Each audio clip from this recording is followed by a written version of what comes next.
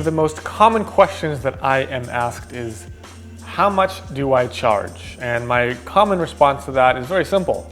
How long is a piece of string? So in this part of the tutorial, I want to try to break down and help you understand how to arrive at a price for your work that is fair to you and fair to your clients and will lead to you getting more and more work throughout your career. Pricing is a very fluid, sort of malleable thing, not something that needs to be extremely rigid and never changing. I am constantly updating and tweaking my prices month to month and year to year. The first thing to consider when setting your prices is, what is the worth of architectural photography? Now, architectural photography can cover everything from real estate photography to hotel photography to construction photography, aerial photography, photography for architects of homes, buildings, whatever. There are so many different avenues and subgenres within architectural photography that first, you need to establish where and how your images are going to be used and the worth of that accordingly. First, I want to establish some, shall we say, universal truths of architectural photography. If you want to charge a lot, you have to be good. You can't just jump into this and say, I'm going to charge $4,000 a day because Mike Kelly's tutorial taught me everything I need to know, and because he said so, and we're off to the races. It doesn't work like that. In order to charge a high fee, you're going to have years of experience. You're going to have come up against all sorts of crazy scenarios and know how to bill for them accordingly. Or, in some cases, get yourself out of those crazy scenarios so that those jobs that turn horrible don't ruin your entire month. Trust me, it has happened and it's not a fun place to be.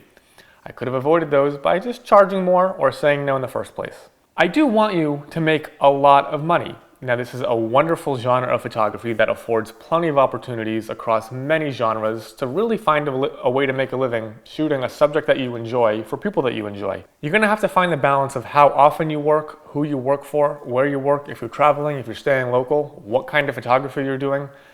What's nice about architectural photography is you can really make a career tailored to your individual preferences that still allows you to make a decent living. And the third universal truth here is that we are small businesses and we do have substantial operating costs. It's not like we can just say, I'm going to charge $500 a day and work 5 days a week, and there's 4 weeks in a month and 12 months in a year. It doesn't work like that. There's going to be days where you're not shooting at all. There's going to be days where you're doing paperwork. There's going to be days where you're traveling. There's going to be days where you're updating your equipment. There's days when you're going to be attending seminars. You're just going to want a day off. You can't work every single day on location, and you need to price accordingly so that you're making enough money to cover those days when you're not actually out on location making photographs. So pricing factor number one, as I mentioned, your skills.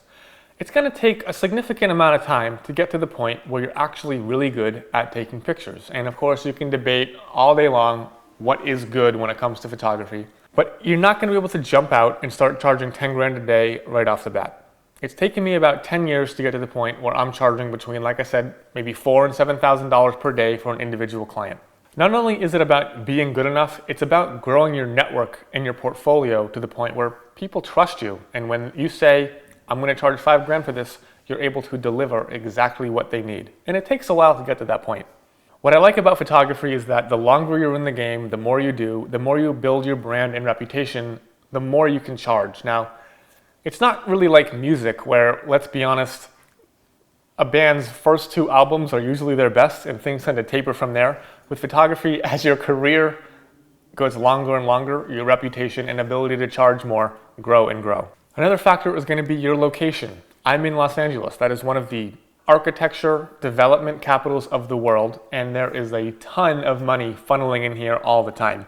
If you're based in, let's say, small town Idaho, your ability to charge a premium fee will be impacted not only by the size of the town that you're in, but by the amount of developing going on, the budgets that architects, designers, realtors have in that community, and by the median wage in that area. If you come and tell a small town architect that you're going to charge them $5,000, they're probably not going to get hired because they're going to think you're on another planet. Not only that, but cities with a lot more development going on are going to have a lot more opportunities for architectural photography. Now, like I said, I live in LA. There are thousands of projects going on at any one time, and there's enough of a market here to support all kinds of rates. There's cheap photographers, there's expensive photographers. Everyone has a place in this market because there's so much building going on at any one time. The next factor is your reputation. The longer you're in the game, the more your reputation builds, the more you become a trustable, reliable photographer that people are willing to pay for. If you're photographing a multi-million-dollar home or 8-figure development, people aren't going to be too bothered about a $5,000 fee if they know you're going to get the job done. At the end of the day, our fee is kind of a rounding error on projects of that size, and it's not a big deal if they know you can handle the job and get them what they're asking for the first time on time. I see a lot of photographers emailing big firms, multinational firms, saying, "Oh, I'm just starting out. I'd like a gig. Can you give me a gig?" And then they act surprised when they don't get a gig. Well, do they have a network? Do they have a background that is able to support them going out and asking for that work? Can these marketing directors call their friends and say, "Hey, do you know who this guy is? He's emailing me trying to get work." And if they say no, because you're brand new, you're not going to get hired on those shoots. Have you been published? Architects love to see their work published. A lot of interior designers love to see their work published. When you're first starting out, you might not be published anywhere. It might start with a few local magazines, then you might get into some regional magazines and hopefully national magazines or even a book. The longer you're in the game, the more your work gets published, the more your network grows, the more your reputation grows, the more you can point to things you've done in the past and say, "I am a trustworthy, dependable photographer who gets projects marketed, sold, published, whatever that may be, for your target market." Architecture and development is a pretty big industry, but at the same time, it's a small industry in that everyone kind of knows what's going on with their competition in their own market. People like to keep the finger on their pulse. Everyone's watching everyone on Instagram. If you go to get hired by one of these firms, like I said, it could be a bit of a small industry. Does your potential client, does he have friends that you've worked for? Can you be vouched for by these other firms? And so it's not like people won't talk. Just as photographers talk to one another, architects and developers also talk to one another. They're friends. They follow each other on Instagram. They're going to see who's working for who. The longer you're in this field, the more your recognition and reputation are going to grow, and the more people will recommend you and refer you around in this relatively small group of industry players. The next factor is what kind of jobs you're taking on. As I've said multiple times, there are tons of subgenres of architectural photography. Advertising photography in the architectural products industry is probably going to pay the most.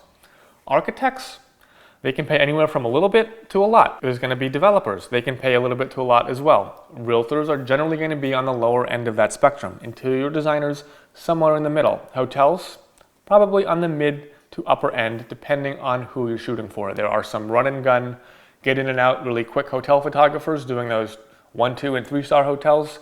There are incredible, artistic, mind-blowingly good photographers shooting for massive resorts in the middle of the Pacific. There's a huge range here, and it really depends on if you're going for the boutique, high-end luxury market, the corporate mid-range of the market, or the small, hostel and mom-and-pop owned local hotel. And of course, all of these lines can be blurred and combined, and you can shoot a hotel for a developer and the architect and the hotel at the same time. So you can double or even triple up on some of these income streams. There are tons of different people that you're working for, and that's also going to inform how much you're getting paid.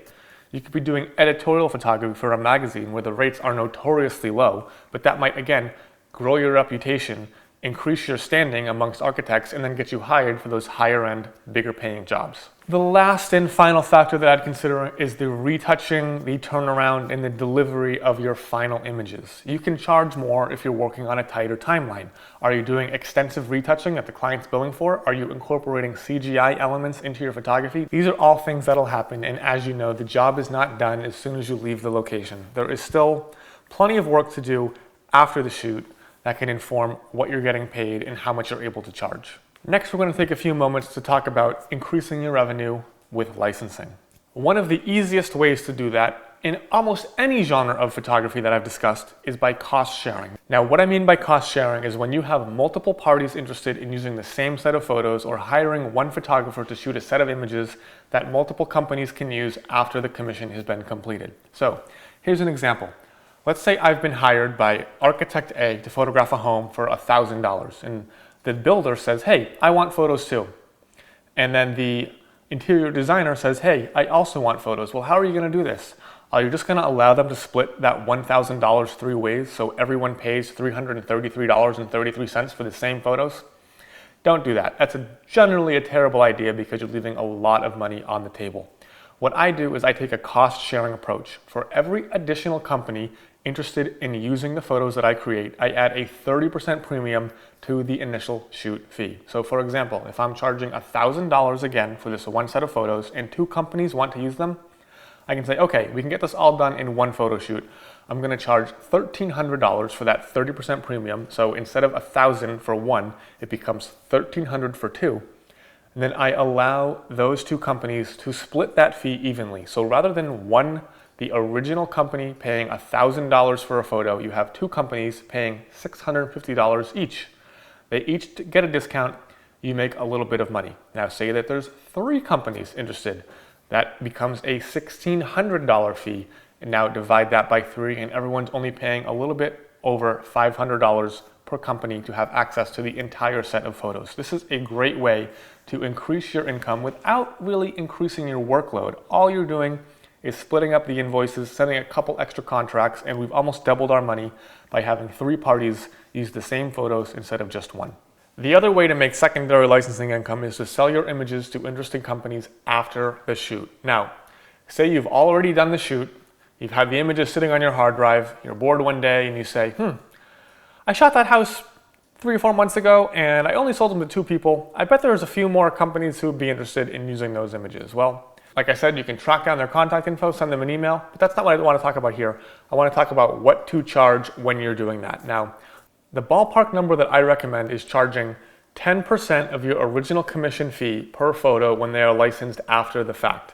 Now that's just a starting point. So say I did a shoot for $5,000 and I delivered 20 images. Well, 10% of $5,000 is going to be $500. So for each individual image, a general license would be $500 each. Now you can entice further sales by saying if you buy 1, it's $500. If you buy 2, it's $1,000. But if you buy 3, it's $1,200.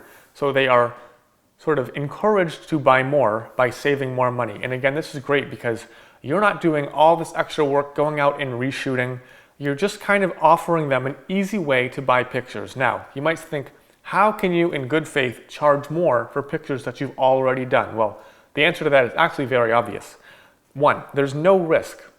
The people who are buying those photos after the fact are risking nothing. Your original client is risking tons of time, tons of money, and tons of energy to get the home ready for photography or the business or whatever space it is. They are taking a gamble on your vision to deliver what they need, and they are spending tons of resources to get everything ready. They have to send people out to the shoot, they've got to scout it, they've got to communicate with you, they've got to do the contract. All of that stuff is taking a ton of time. If you're just cherry picking photos afterwards, you don't have to pay the landscapers to come out and clean up the lawn. You don't have to pay a handyman to come out and touch up paint. You don't have to tell the homeowner they have to go on vacation for a weekend and deal with that. They are getting a very easy way to access photos after the fact, and they know exactly what they're getting and have the choice to buy them right there or to not buy them at all. For that reason, I charge these clients more than I would for the initial shoot based on a per image rate. Now keep in mind, these licenses after the fact, in most cases are just a general license. I'm not selling these companies the right to go do whatever they want with these photos. These after the fact licenses are usually sold for portfolio use, for social media use, for contest entry, for most things that a general architecturally related firm would use them for. If a furniture company approaches me and says, we love that picture of the sofa that you took at XYZ location, we want to use it in an ad for 12 months in Dwell, the cost for that is not going to be this very simple 10% of the creative fee type of thing. That's something that should be done on an individual basis. Again, I am just referring solely here to interior designers, construction firms who need shots for their portfolio, but for some reason or another did not want to participate in that initial cost sharing agreement.